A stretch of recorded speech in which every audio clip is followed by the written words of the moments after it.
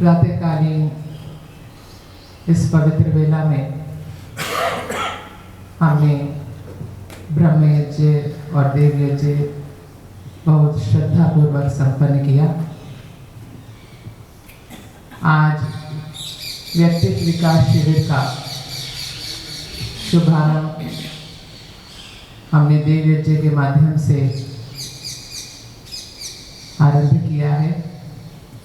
मैं स्वामी मुक्तानंद जी, जो कि हमारे प्रधानाचार्य हैं वैदिक विद्या केंद्र के, मैं उनको आमंत्रित करूंगी कि वह अपने उद्बोधन द्वारा हम सभी का इस प्रथम दिन के कार्यक्रम में मार्गदर्शन करेंगे और बोधन देंगे और हमारे को शुभकामनाएं प्रदान करेंगे कि ये हमारा 6 दिवसीय जो शिविर है वह बहुत सफलता से संपन्न हो सके।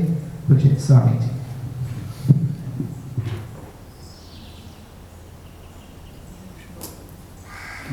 कितना से उनका करना है ना,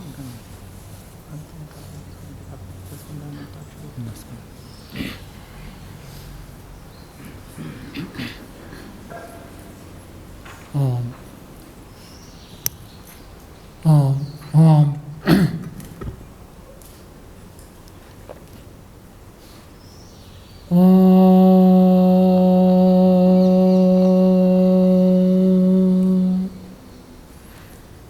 त्वं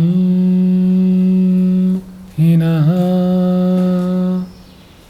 पिता वसो त्वं माता शतक्रतो बभूविथ अधाते सुम्नमीमहे।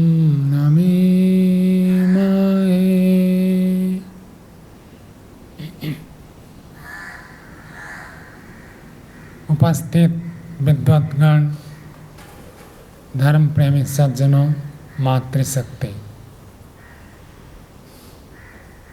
परमपिता परमात्मा की महती कृपा से हम सबको यह मानव जीवन प्राप्त हुआ है। आप सबने सुना होगा कि मनुष्य जीवन बहुत श्रेष्ठ है, महान है। मनुष्य जीवन श्रेष्ठ है, ये एक संभावनापूर्ण उक्ति है। मनुष्य जीवन अपने आप में श्रेष्ठ नहीं होता। यदि अपने आप में श्रेष्ठ होता, चोर, डाकू, बदमाश, आतंकवादी, उनके पास भी तो मनुष्य जीवन है, लेकिन वो श्रेष्ठ नहीं है। तो फिर क्यों कहा जाता है मनुष्य जीवन श्रेष्ठ है? मनुष्य जीवन में ऐसी संभावना है, व्यक्ति यदि पुरुषार्थ करे तो महानता को प्राप्त कर सकता है। जैसे आपने एक वाक्य सुना होगा, टाइम इज मनी। शब्द का अर्थ होता है समय ही धन है। तो हमारे पास, सबके पास 24 घंटे का समय है या नहीं? क्या सबके पास समान धन है? यदि टाइम इज मनी, समय ही धन होता, तो सबके पास 24 घंटा है, तो सबके पास बराबर बराबर धन होना चाहिए, लेकिन नहीं है। उस वाक्य का अर्थ होता है, जो व्यक्ति समय का सदुपयोग करता है वह व्यक्ति धन को प्राप्त कर सकता है, और जो व्यक्ति समय का सदुपयोग नहीं करता है वो धन को प्राप्त नहीं कर सकता। इतना ही अभिप्राय है।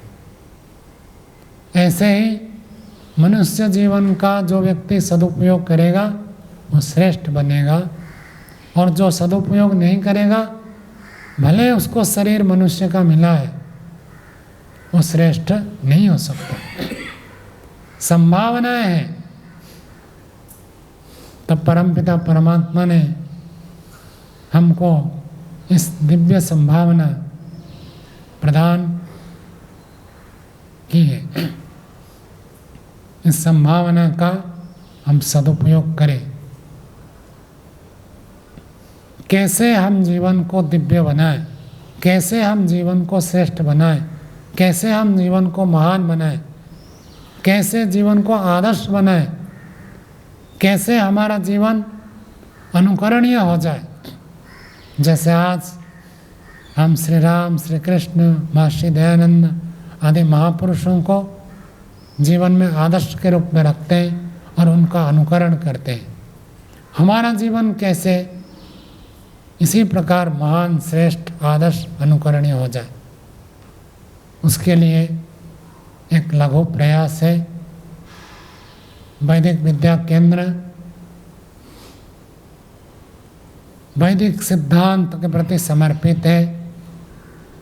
वेद में तथा ऋषियों ने जो मानवीय मूल्यबोधों को बताया, उसको कैसे जनमानस में पहुंचा जाए। और ये अमूल्य निधि है, इस निधि से हम लाभ प्राप्त करके अपने जीवन को सफल बनाएं और दूसरों के जीवन को सफल बनाएं। इस उद्देश्य को लेकर इस वैदिक विद्या केंद्र की स्थापना की गई है और उसमें ये प्रथम आध्यात्मिक शिविर है। आप सब इस शिविर में उपस्थित हुए हैं, आप सबका स्वागत है। ये एक दिव्य अवसर है, अपने जीवन को श्रेष्ठ बनाने के लिए एक अवसर मिला है, इसको हम बनाएं। ऋषियों ने बताया, जिस व्यक्ति के मन में, मस्तिष्क में, बुद्धि में अपना लक्ष्य स्थिर होता है, वो व्यक्ति जीवन में उन्नति करता है। सबसे पहले मनुष्य का ये कर्तव्य है कि मेरा जीवन का लक्ष्य क्या है, क्यों मुझे ये मनुष्य जीवन मिला है, परमात्मा मानव जीवन देकर क्या प्रयोजन पूरा कराना चाहते हैं। इस लक्ष्य को हम स्थिर करें। लक्ष्य स्थिर हो गया तो बाकी सब अपने आप हो जाएगा। व्यक्ति जन्म लाभ करता है, जीवन में आगे आगे बढ़ता है, लेकिन उसका लक्ष्य स्थिर नहीं होता। आप देखिए, रास्ते में कोई व्यक्ति जाता है, उसको हम पूछेंगे कि आप कहाँ जा रहे हैं। यदि वो व्यक्ति कह दे मुझे पता नहीं है, तो हम उस व्यक्ति को क्या कहेंगे? पागल कहेंगे। और जीवन की यात्रा में जो व्यक्ति चल रहा है, उसको यदि पूछे आप कहाँ जा रहे हैं, इस जीवन में आगे आगे आगे आगे बढ़ते जा रहे हैं, एक एक वर्ष पार करते जा रहे हैं, कहाँ पहुँचना है आपको, क्या लक्ष्य है, तो कितने लोगों के पास इसका उत्तर मिलेगा? उत्तर ही देना कठिन होता है। और दूसरी बात, उत्तर दे दे तो वो उत्तर सही है गलत है। तो सबसे पहले हमारे जीवन में एक लक्ष्य निर्धारित हो जाए, तो उस लक्ष्य के आधार पर हमारा साधन निर्धारित हो जाएंगे। उस लक्ष्य को हम कैसे प्राप्त करें? लक्ष्य बन गया तो फिर उसके बाद साधन आता है। बस में जाएंगे, ट्रेन में जाएंगे, विमान में जाएंगे, कार में जाएंगे, पैदल में जाएंगे, लक्ष्य के हिसाब से होता है। जैसा लक्ष्य है उस हिसाब से हमारा निर्धारण होता है।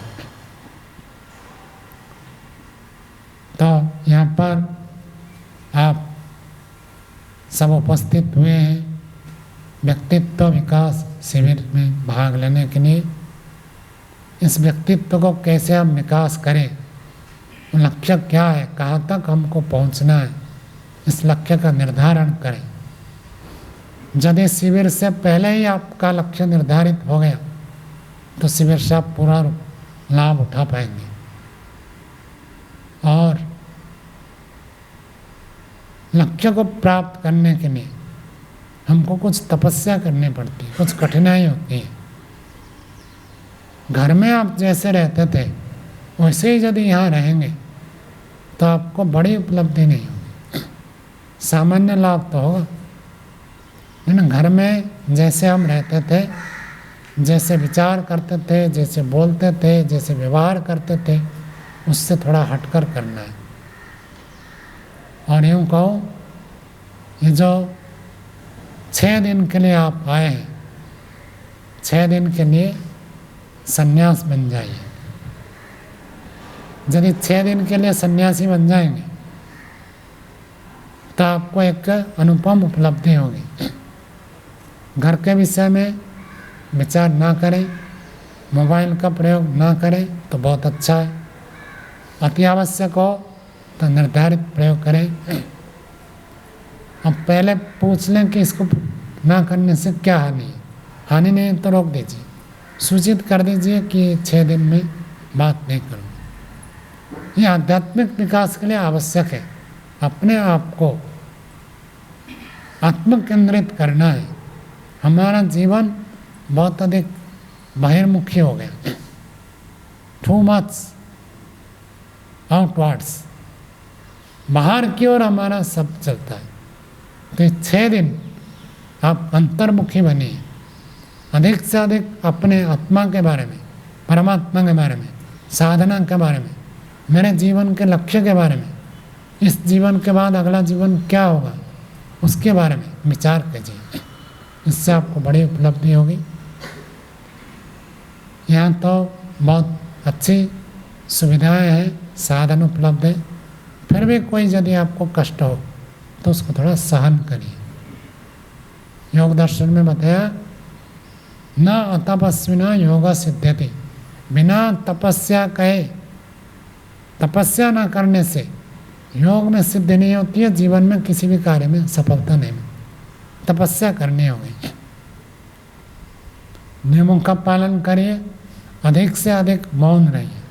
कक्षाएं होती है, स्वामी जी महाराज का जीवन का एक लंबा अनुभव है, क्रियात्मक भी उन्होंने अभ्यास किया और पढ़ाया भी। उनसे आप संवाद करिए, कक्षा में बैठिए, प्रश्न पूछिए, हाथ खड़े करके पूछेंगे, बहुत बढ़िया उत्तर देते हैं स्वामी जी, और बड़ा लाभ होगा।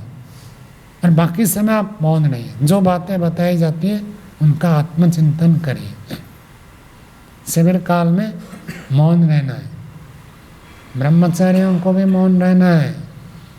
कक्षा में पढ़ते हैं उस समय बातचीत कर सकते हैं, टीचर्स आचार्य लोग पढ़ाते हैं उनमें आप बात कर सकते हैं। कमरे से जाते हैं आते हैं उस समय मौन रहना है, खाते समय बात नहीं करनी है।